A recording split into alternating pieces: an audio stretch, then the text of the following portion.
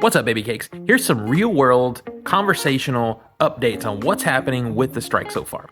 The big news is this. The AMPTA did send a letter to the WGA asking for a sit-down. And that sit-down is going to happen Friday.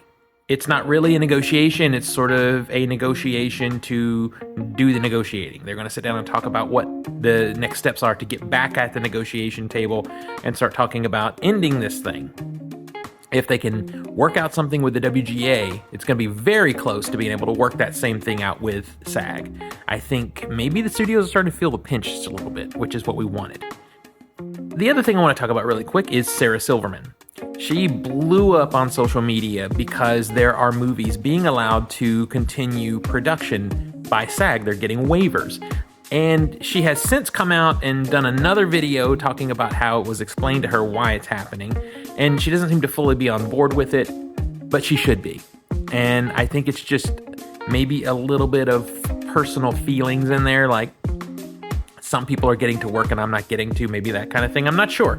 But to recap what happened is she came out on social media and blew up because of these films being allowed to continue production, saying that because that's happening, it's going to extend the strike because Hollywood is going to have access to product.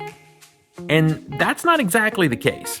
What is happening is these studios and individual film productions have signed contracts with SAG saying that they will honor whatever deal SAG makes with the AMPTA. Whatever payments they come to an agreement on, whatever other regulations and changes in their agreement are settled on, they will adhere to those agreements. And also, when it's time to sell, who they sell to must also be a part of that contract. They must also make the proper agreements with SAG. So it's a safety net. These are films that are on the side of SAG fully, and they're being allowed to continue working because of that. And what this does is set an example to Hollywood at large that what SAG wants is not that much in the scheme of things. What this says to the AMPTA is these are small independent films that can afford to pay us what we deserve and support us in the way we deserve to be supported to do our creative work. If these small studios can do it, how dare you say that you can't when you're billion-dollar companies? So it adds, letting these happen adds additional pressure on Hollywood. And in the court of public opinion makes them look even worse if they try to say, oh, we can't afford it, we're barely making money, blah, blah, blah.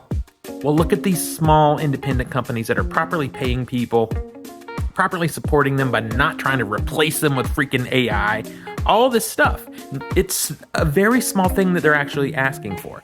So if you are kind of on the side of Sarah Silverman, I ask you to think about it from those terms.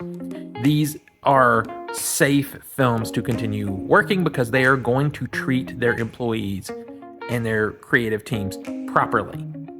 And they do set an example for the way films should be made now. So hopefully this helps give you an idea of what's happening. The Friday meeting, it'll be interesting if something comes up that is worth talking about. After that meeting, I'll definitely do another video and give you guys an update. But anyway, stay strong, stay supportive of the strike. It's something we need. And let's hope it comes to an end soon.